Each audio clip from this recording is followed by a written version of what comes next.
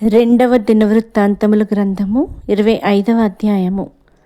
అమజ్యా ఏలనారంభించినప్పుడు 25 ఏండ్ల వాడై 29 సంవత్సరములు యెరూషలేములో ఏలెను. అతని తల్లి యెరూషలేము కాపురస్తురాలు. ఆమె పేరు యెహోయద్దాను. అతడు యెహోవా దృష్టికి యథార్థముగా ప్రవర్తించెను గాని పూర్ణ హృదయముతో ఆయనను అనుసరింపలేదు. రాజ్యము తనకు సిద్ధమైనప్పుడు అతడు రాజైన తన తండ్రిని చంపిన రాజసేవకులను చంపించెను. అయితే తండ్రులు పిల్లల కొరకును పిల్లలు తండ్రుల కొరకును చావకూడదు.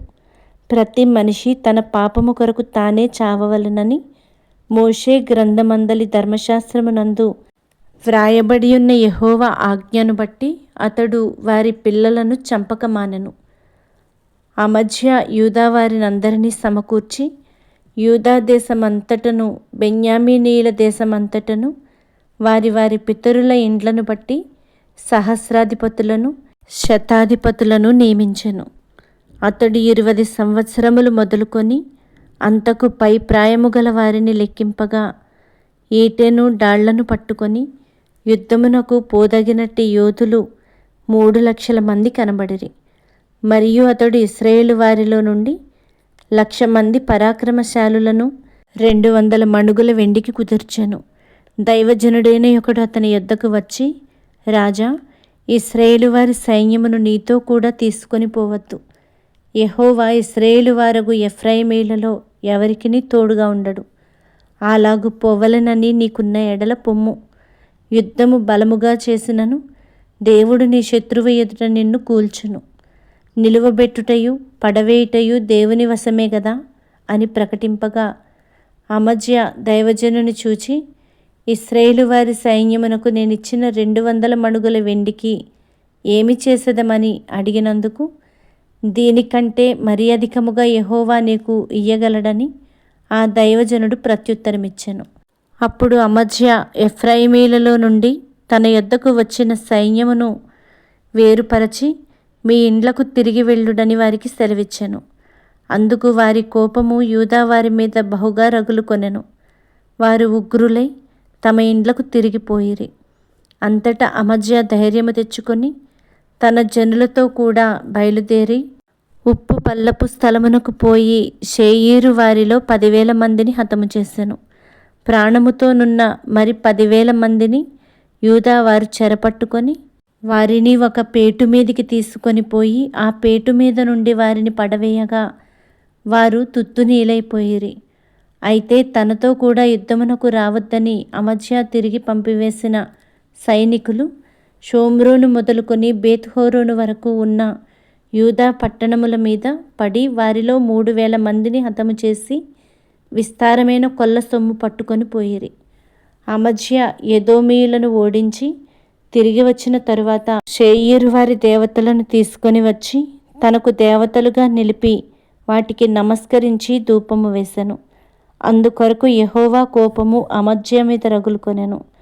ఆయన అతని యొద్దకు ప్రవక్తను ఒకని పంపగా అతడు, నీ చేతిలో నుండి తమ జనులను విడిపింప శక్తి లేని దేవతల యొద్ద నీవెందుకు విచారణ చేయుదువని అమజ్యాతో అనెను.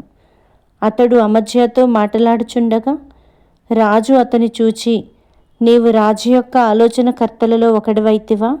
ఊరుకొనుము, నేను నిన్ను చంపనేలా అని చెప్పగా ఆ ప్రవక్త, నీవు ఈలాగున చేసి నా ఆలోచనను అంగీకరింపకపోవుట చూచి దేవుడు నిన్ను నశింపచేయనుద్దేశించి ఉన్నాడని నాకు తెలియనని చెప్పి ఊరకొనెను.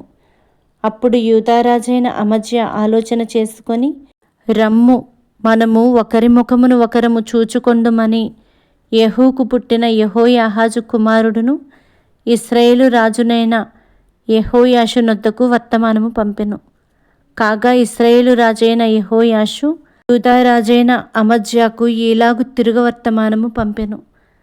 నీ కుమార్తెను నా కుమారునికిమ్మని లెబానోనులోనున్న ముండ్ల చెట్టు లెబానోనులోనున్న దేవదారు వృక్షమునకు వర్తమానము పంపగా లెబానోనులో సంచరించు ఒక దుష్ట మృగము ఆ ముండ్ల చెట్టును త్రొక్కివేశెను.